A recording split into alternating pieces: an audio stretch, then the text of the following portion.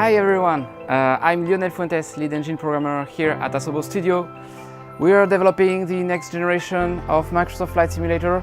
As you can see behind me, people are hard at work testing the current work in progress version that we have. So when we started working on Microsoft Flight Simulator, that was at the same time scary and super exciting because there are so many things to do. I will talk about one of the biggest things that we had to do, and this is a key feature for flight simulators, that is the world. I will speak about the world through 4 main points.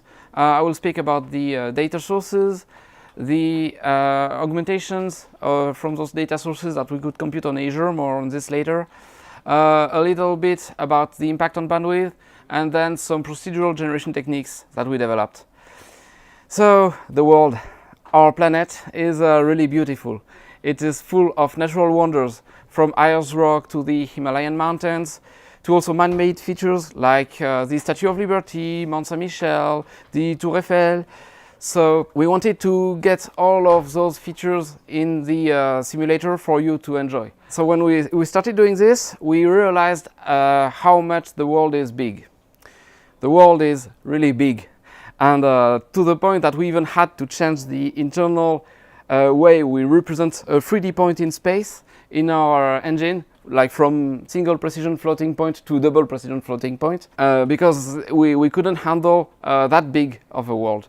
And the biggest impact of this was on the amount of data, because you need a lot of data to represent the world. Luckily enough, Bing Maps was here with 2 petabytes of aerial imagery, elevation data, 3D scans for a select number of cities.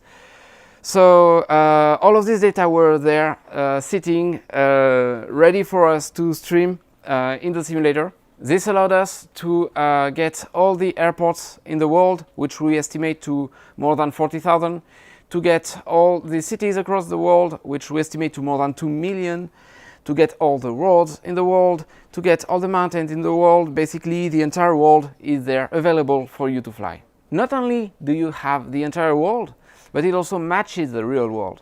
And the big consequence for this is that now VFR flying is available for you everywhere. So for those of you that don't know what VFR means, it means visual flight rules, and it's a way of flying your aircraft by relying on visual cues in the environment, like where you see a given city or a given river. So for example, when in real life we do some piloting, and when in the DR400 we can see the Garonne River here and the city of Martillac there, we can deduce where we're going. The amazing thing is that now we can recreate this very experience right inside the simulator. So I encourage you, once you get the chance to try it, to fly over your house.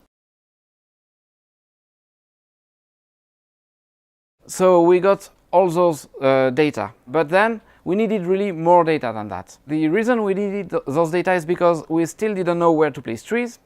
We still didn't know what shape building should have, and what color its roof should be, what is the type of roof over there. So in order to generate those additional data, we relied on Azure Cloud Computing. Azure allowed us to run AI algorithms and computer vision algorithms in order to detect all the trees in the world, which we estimate to more than 1.5 trillion. It allows us to improve the building's generation system by detecting the color of the roofs or the roof type. It also adds us to add missing buildings information where we don't have those information in the data sources we use. It also allows us to improve on the quality of Bing Maps aerial imagery. Like sometimes some area can be captured with clouds on top of them, and then we can detect those and replace them with texture synthesis that happens at runtime. So to put some images on what I'm talking about, this is an island in near New Guinea. If we only had Bing Maps data there, the island would be kind of flat and you wouldn't have the trees and the buildings.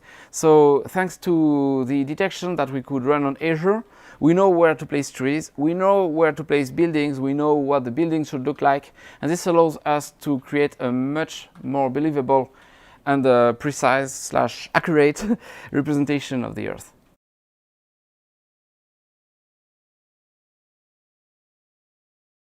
But what about the impact of my internet connection? Because at this point, you may be wondering, we are streaming all of those data, like Bing Maps data, Azure augmentation data. We represent the entire world. So what happens if I don't have high bandwidth available? What happens if even I have no internet connection at all? We ask ourselves this very question, and I'd like to answer it through three main points. The first one is that we do adaptive streaming. What this means is that we measure real-time the bandwidth you're using and adapt our bandwidth requirements according to this measure. The net result of this is that the better your bandwidth, the better your overall experience. Next, we developed a full offline mode.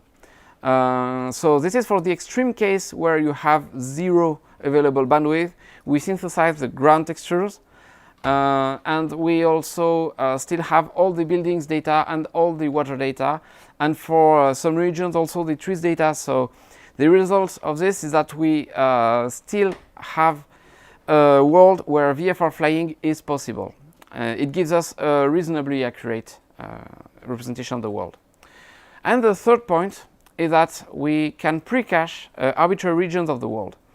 What this means here is that you can select regions of the world that you want to pre-cache, and you can access them in an offline setting while still having the same quality you would enjoy in an online setting. To put some images again on those words, I will show the three different quality levels that you can experience. First one here, offline mode. This is the Seattle area in offline. And as you can see, all the buildings are there, all the water information is there, and the city is recognizable. Second here is online Paris. So the majority of buildings here are being automatically generated, and you also have the water information, and it's a more accurate version of the world. And here again, VFR flying is possible. And third here is where we have the best quality. This is the city of New York. You may have recognized it. This is when we have photogrammetry data available in Bing Maps for more than 400 cities.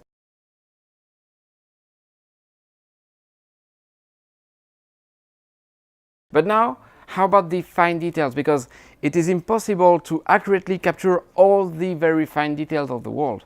Like you cannot know exactly where each blade of grass is, or which precise details you have on a given building.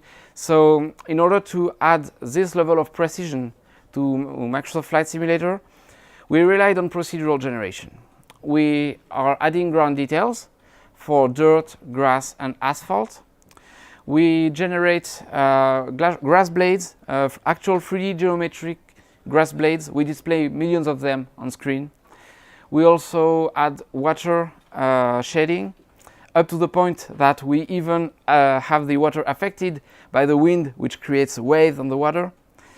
We also add night lights, both along the roads and on the buildings. We also add details to the buildings, and all of this helps create a much more believable world. As you can see here, this is taken in Bretagne, France. And as you can see, you have the procedural grass being generated. You have those little houses that are generated. You also have those trees that are being generated procedurally. You also have the water shading for the sea. And it gives a much more realistic representation of the area. So this is it for the world of Microsoft Flight Simulator.